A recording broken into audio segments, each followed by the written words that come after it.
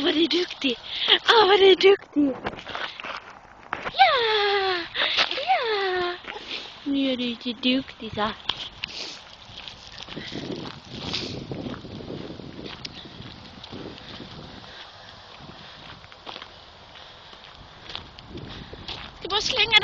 Jag ska bara slänga denna.